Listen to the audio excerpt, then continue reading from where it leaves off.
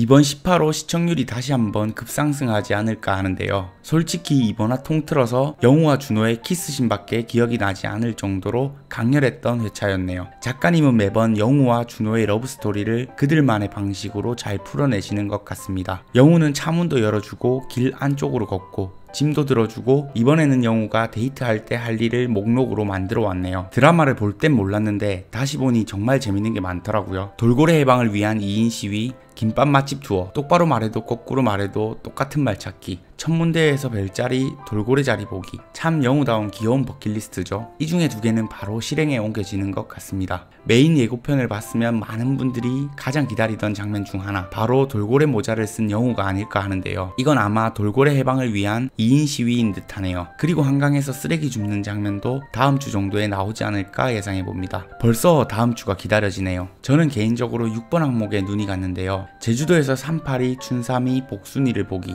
지난 회차 낙조마을에서 영우가 언젠가는 꼭 보러 갈 겁니다 라고 말했는데, 개인적으로 마지막 16화에서 이 장면으로 끝나면 정말 아름다울 것 같다는 생각이 드네요. 좋아하는 돌고래들과 사랑하는 준호와 함께 하면서 말이죠. 그리고 마지막 키스신은 와, 정말 역대급 키스신이었죠. 개인적으로 많은 드라마를 보면서 이런 느낌의 키스신은 처음이었네요. 준호의 떨림이 저한테도 전해지더라고요. 한편 태수미는 광호를 찾아와 영우를 태산 보스턴 지사로 보내라고 말하죠. 여기까지만 했어도 화날 텐데 거기다 복순이, 돈인이 하는 말까지 해버려서 광호는 머리 끝까지 화가 났죠. 그리고 태수미는 말없이 돌아갔지만 저는 여기서 끝이 아닐 것 같다는 생각이 들더라고요. 저는 뭔가 태수미에게도 사연이 있겠거니 했는데 어찌 보면 보이는 그대로의 딱 그런 사람일 수도 있겠구나 라는 생각이 들었습니다. 오늘 회차를 보니 정말 더 높은 곳으로 가고 싶어하는 그런 마음뿐인 사람으로 보이더라고요. 태수미는 법무법인 태산을 운영하는 대표였고 법무부 장관을 꿈꾸는 사람이기 때문에 영우를 자신의 커리어에 걸림돌이 된다고 생각할 수도 있을 것 같습니다. 그래서 태수미는 영우를 다시 찾아가 같은 제안을 할 수도 있을 것 같다는 생각이 드는데요. 하지만 우리 영우의 곁에는 서브 아빠 정병과 봄날의 햇살 수연, 그리고 그라미 등 좋은 사람들이 많이 있죠. 혼자가 아닙니다.